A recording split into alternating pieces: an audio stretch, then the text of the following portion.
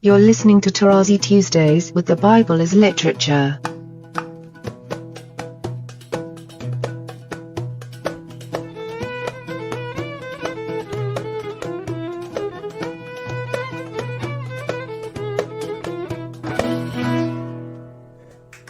Hi, this is Father Mark Boulos, and you are listening to Tarazi Tuesdays with the Bible as Literature podcast. This week, Father Paul touches on the importance of the author's purposeful use of the word Adam in some places and the words ha-Adam elsewhere. The various connections between biblical words, he explains, hinge not on philosophical premises, but the author's use of these terms within the flow of the narrative. I am happy to introduce Father Paul on the Bible as Literature podcast, Tarazi Tuesdays. There is a clear link through the phraseology. There is a phraseology at the beginning of chapter 5 that repeats something we already heard at the beginning in chapter 1. So clearly the authors are intentionally linking these two Toledot, and the link is through, obviously, Adam or Ha-Adam. I'll come back to this, that are already mentioned in 26 to 27. So let me go to 26 and 27 and see what chapter 5 is trying to say. Basically, beginning with chapter 5, we have a concentration on the humankind, the human element of Genesis 1. Repeatedly, I have said that God's interest is ultimately in the nations, but in the nations as scattered, spread like flocks throughout the earth. We shall see this in chapter 10. But beyond the nations, God is interested in the entirety of the world, which is the earth, the land, the Adamah, and the animal kingdom, and the human being. But since scripture in its totality is addressed to humans, I mean, you have human words that only humans can understand and not the animals, much less the vegetation. So technically, the addressees are, if you like, the Adamic facet within the entire creation. But what happens, I'm stressing this because unfortunately, theology was built on Greek philosophy that is basically anthropocentric. So the human being is the center of the universe. You don't even hear about God too much. It is mainly the fact that the human being is called to become God, and theosis and purification and sanctification. And that, unfortunately, is against the grain of scripture, as I shall try to show. That beginning with chapter 5, we have the story of the humans. The animals and the vegetation are, if you like, still there, but the addressee, I'm underscoring the fact that the addressees are the humans. Now, in chapter 5, we have the Toledot of Adam, which is the particular individual called Adam, which started already 2 verses earlier. Remember when I said that at the end of chapter 4, we hear that Adam knew his wife, in contrast with 4:1, where we have, and Ha'adam knew Eve, his wife. So we have a concentration on the individual Adam, because precisely at this point it is his genealogical tree, his Toledot. But I need to go back to 26 and 27 of chapter 1 to have the hearer hear the interconnection. We have both Adam and Ha'adam in Genesis 1, but within the Toledot of the heavens and the earth. And here we have Adam in conjunction with the first creation. Let me go to the text. We hear, then God said, let us make man in our image. Very interestingly, and I discussed this at that point, the first mention of the man is as Adam, not Ha'adam. Although beginning with 27, we have Ha'adam all over the place until the end of chapter 4, where we go back to Adam. Now, the author in 26 could have said, let us make Ha'adam in our image, because in the following verse we hear, and God created Ha'adam in his own image. So he could have done that. But by using Adam, which means man also in general, but he is preparing for its use as individual later. So the interconnection, again, my trouble with theology, that it's too philosophical. They assume a reality that is in their mind, and then they throw it into the text. Here I'm trying to pull my hearers to make the effort to hear the text as it stands and accept what the author is trying to tell them through the text. But you know what we do in theology? We assume that the prophets and the apostles and we are theologians. And already we have the same premise in our mind, and that is catastrophic, because then you can say whatever you want. If you have a Lutheran, if you have a Methodist, if you have an Orthodox, if you have together, they have their premise and their clash all the time. But let's try to submit to the text. So we hear in 1:26, then God said, let us make Adam in our image, after our likeness. And then in 27, and God created man in his own image, in the image of God he created him, male and female he created them.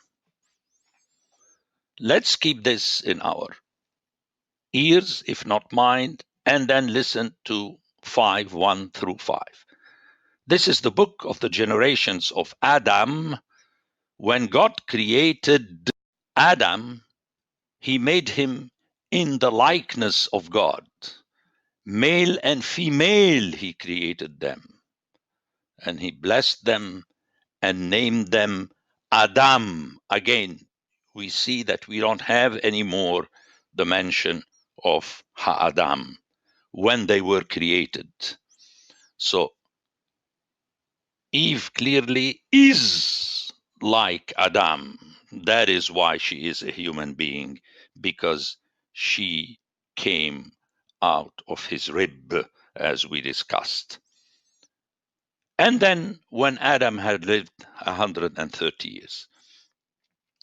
Now, this connection is definitely very important, because we have all the elements that we had heard of that were present in Genesis 1. So interconnection is clearly textual. Forget about a philosophical premise. we all know that all humans are mortal and so on. And no, we're just listening to the text. Now, given all that, we have a striking addition, if I may call it so, in 5:1, which is not to be found before or after. Usually we have elle, which is a plural, these, elle toledot, and then something after it, which means these are the toledot, the generations. Remember that toledot is a feminine plural in Hebrew. So we need the plural demonstrative pronoun, elle. Now we have this in chapter 2, and we have this later with Noah and the three sons of Noah and Shem and Terah and so on and so forth. But in 5:1, we have this is the book of the Toledot of Adam. Ze Sefer. Ze is a singular demonstrative pronoun. So the author is trying to tell us something more, that now we are beginning a new book, which is a new chapter. There is a leap to a completely different situation. Not that we are dealing with new entities, but we are concentrating on one of the entities that appeared in Genesis. So it's a literary pull to have the hearer be attentive to the fact that here we are turning the page, turning the leaf, turning the chapter. Technically, we are beginning another book.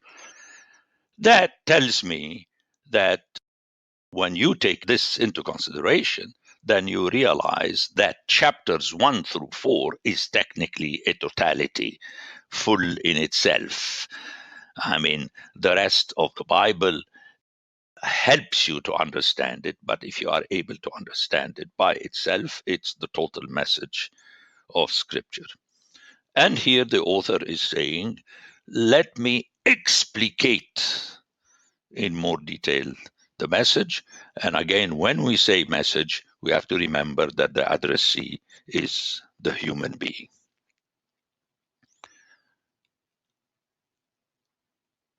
And notice how the link is made by the usage of words that were used before. So we hear that this is the book of the Toledot of Adam on the day of God's creating or having created Adam in the likeness of God. I mean, you can't beat that. It's very clearly a repetition of what we had heard in Genesis 1.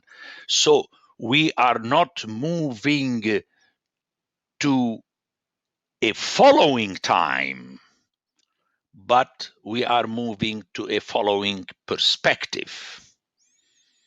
That is to say that this Adam is technically the Adam that was already mentioned in chapter 1.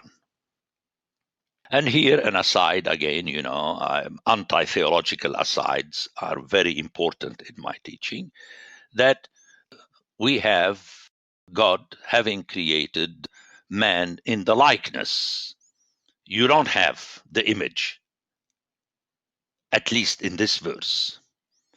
And that goes against the classical division, especially in Orthodox theology, between image and likeness.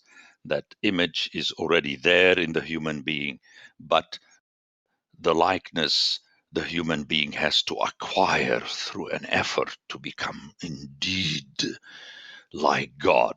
I mean, this is silly, egocentric mysticism Buddhism or whatever you may call it, because in Hebrew, when you use two words that have similar meanings, you are intending the stress, the indeedness of the matter. I remember how once in the classroom we were reading Ezekiel, and at one point he mentioned ire and wrath, and his students asked me, is there any difference between ire and wrath? And I had to say that no, there is no difference. It's two words. You can find them independently in the Bible, but also together. The together, as I explained in the book, is that it is indeed so. Tselem is from a root that means shadow, and thus the projection is like a shadow, an image that is a shadow. And dumut, as I explained, it is from a root that means to make a toy. In Arabic until now, dumyat means a toy. Okay, it's you create something. Okay, you make with your hands, whereas the other is a projection, and thus we have the same meaning. And the fact that the author had this in mind will be found in verse 3, where he uses both. He says, after his own likeness and after his image. And again, to show my hearers that there is no difference between the two, in chapter 1, we have image followed by likeness, but in 5, verse 3, we have likeness followed by image. So to play on what is before and after, the one is given and the other we earn for or we acquire it and so on, is just, fantasies. I call it philosophical, theological acrobacies. So let's not lose too much time on these things and hear these verses from this perspective, that the author is re-putting you in Genesis 1 the way he did earlier when in Genesis 2 he re-puts you in Genesis 1. So technically the creation is in chapter 1. But in 2 to 4 he was going in a certain direction, the move from inside the garden to outside the garden, and now he's going to speak about this humankind, totally outside the garden, and that is a new chapter that opens the rest of Scripture. The Bible as Literature is a production of the Ephesus School Network.